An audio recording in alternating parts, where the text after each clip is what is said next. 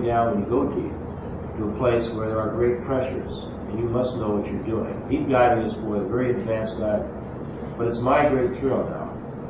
And my deepest dive, for example, with compressed air, is to 285 feet. I found, excuse me, I found that I was not really confident at that depth. I wasn't able to, I was a guide, I wasn't able to help someone else. I was able to handle myself all right, but if I was asked to do a task or to save somebody else, I wouldn't be able to do it. Why?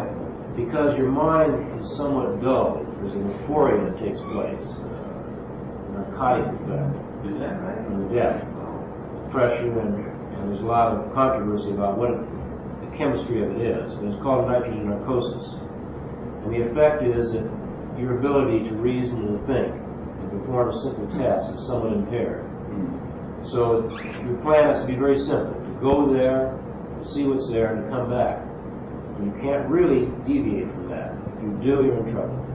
So all the dives are very well planned to any depths, and each one is an exciting experience. So we have set now 250 is really the ultimate for the sport diver with compressed air. But there are some new things coming, and Dick Bartlet's been working with a thing called the electrolungs, the brand new kind of diving unit that takes the gas. It's like a computer, and computes the amounts of gas, helium, which allows you to go deeper than normal compressed air that we're breathing here on the surface, which is nitrogen and oxygen. You use helium, which is a lighter air, instead of nitrogen, you can go deeper. So these new units take this gas and they mix them according to the pressure on the outside, give you what you need. Because at each depth there's a different pressure. That's right. So consequently, your mixture of gas has to be different. That's right. Let's say we decided to go to 1,000 feet. For every foot you go down there, you're adding another about a half pound of pressure. And each half pound of pressure complicates that chemistry of those gases in your system. So that means that to 1,000 feet, we're going to have to do a lot of calculations in order to mix the gases properly. Now, that's what this film is about. It's about a young man named Keller, a Swiss mathematician, who on a vacation went scuba diving. And he thought, gee, I'd like to do something important in this world, leave my mark.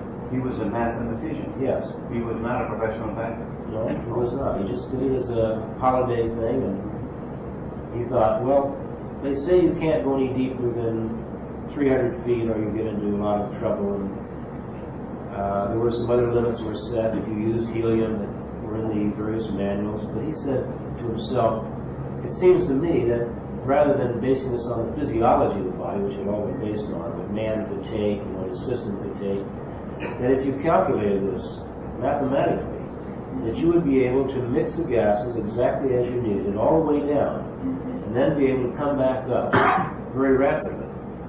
Ordinarily, if you went to a depth where you saturated, in other words, where your system became completely saturated with nitrogen, which causes you problems, in order to get that out of your system so you wouldn't get decompression sickness, it would take you 2 days to decompress in a chamber.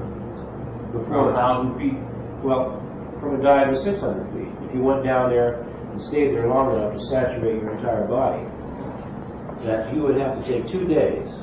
As soon as you're saturated, completely saturated, it takes 2 days of decompression under the old system. Keller's system called for only 6 hours of decompression because he was able to mix the gases so closely and carefully at each depth and in the decompression process. He did this by calculating the use of the largest computer in the world, Zurich. 100,000 different new tables that he utilized in mixing the gases and computing just exactly what he needed all the way through the dive. No man has ever been to 1,000 feet before this.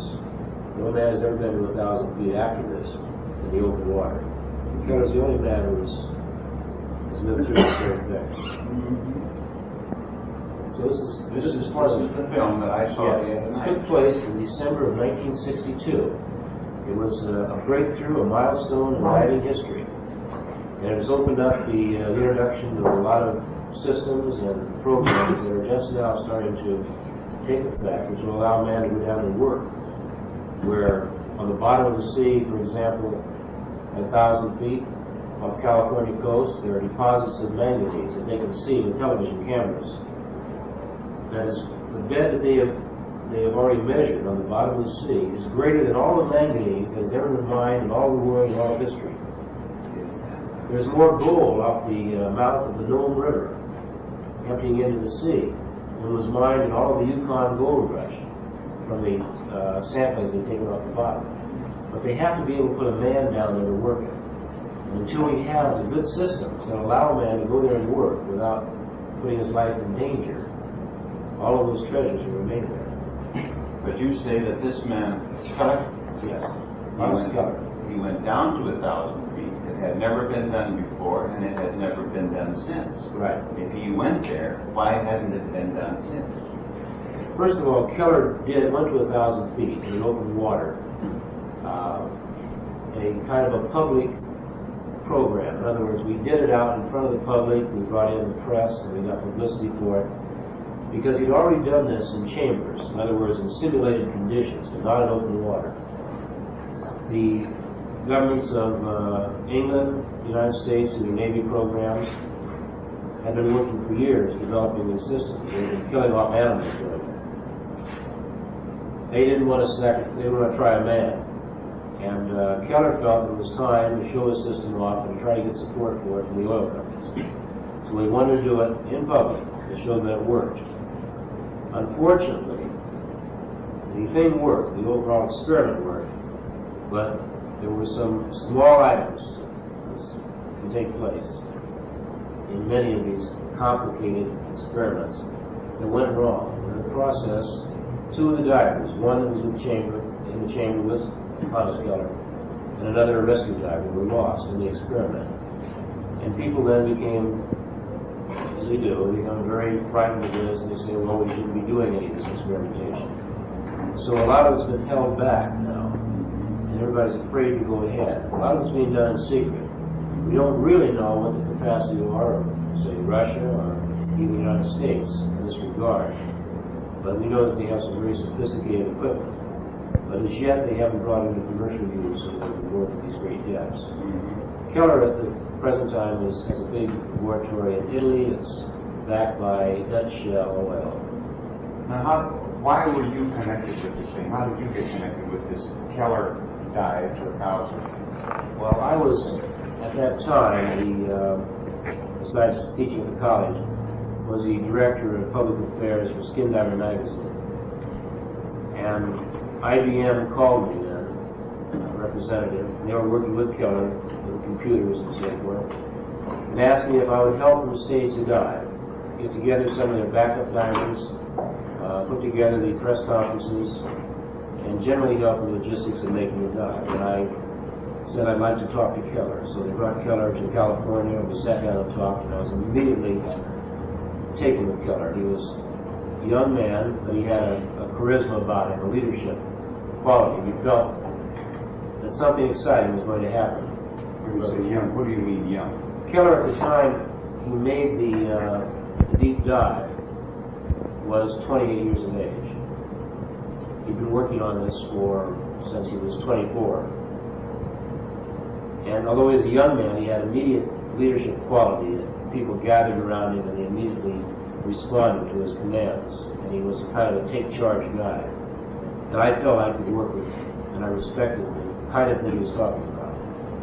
He explained it all to me, and it sounded reasonable. And I felt that man should try this sort of thing, experiment. So I set to work and helped set up the program, and Keller came on with his men, and we launched the dive. Now, who did the photography here? Photography is a mixture of about 7 men that are good friends of mine. One who's editor of Skin Diver magazine today, Paul Zamoulis. I shot some of it. Part of it is shot by other divers that were instructor and friend of mine. And what are we going to see in this film now? So, you know, I've seen it. Yes.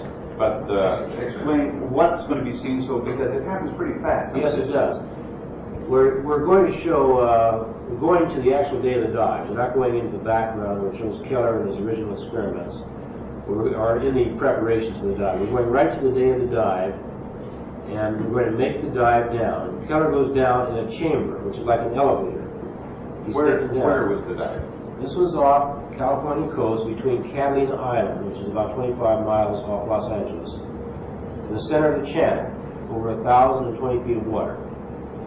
And we'll be on a boat that Shell Oil Company donated. It's a very advanced, sophisticated boat. It actually has a robot on it that can be sent down to do things. It has closed-circuit televisions underwater. It has giant harbor master stabilizers on it, so the ship doesn't have to anchor.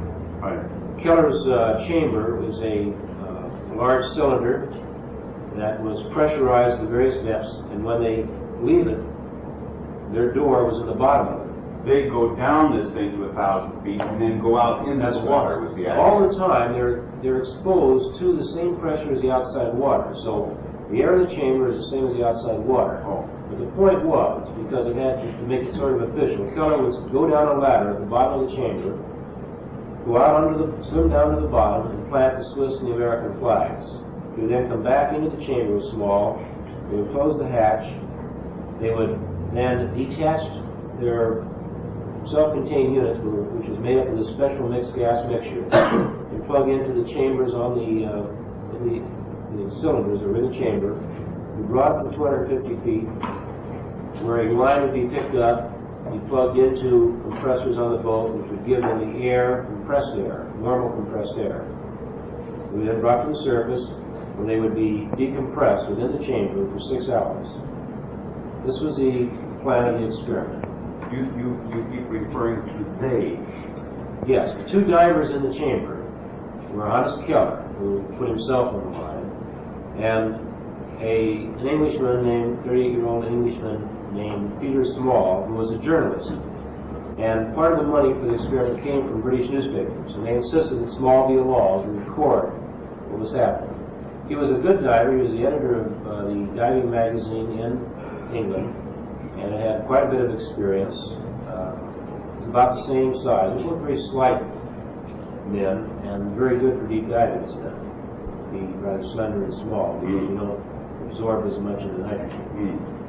So they were perfectly matched, and they were both very intelligent, and a good team.